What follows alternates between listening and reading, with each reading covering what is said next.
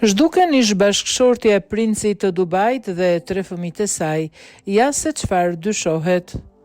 Një rast që po trondit opinionin publik ndërkombëtar ka shpërthyer në Dubai, ku ish bashkëshortja e një princi të familjes sunduese dhe 3 fëmijët e saj dyshohet se janë marrë me forcë gjatë një operacioni të zhvilluar natën nga autoritetet lokale, sipas avokatit britanik të drejtave të njeriut David Haigh. 34 vjeçarja Zeinab Javadli dhe 3 vajzat e saj janë zhdukur pasi policia emiratase bastisi banesën e tyre në orët e para të mëngjesit të 2 qershorit. Ai pretendon se banesa është gjetur e mbyllur dhe bosh, ndërsa familjarët nuk kanë marrë asnjë informacion për vendodhjen e tyre.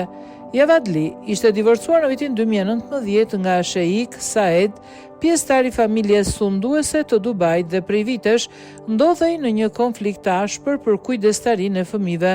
Sipas avokatit të saj, ajo ishte përballur me kërcënime, kufizime udhëtimi dhe presione të vazhdueshme për të hequr dorë nga kërkesat ligjore.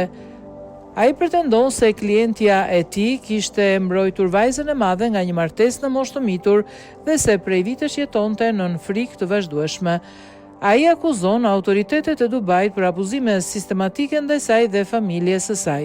Në një zhvillim tjetër, nëna e moshuar e Javadlit, e cila ndodhej jashtë vendit gjatë bastisjes, thuhet se u ndalua përkohësisht në aeroport pas kthimit në Dubai, kur mbërriti në shtëpi ajo gjeti bravat e ndorruara dhe familjarët e zhdukur.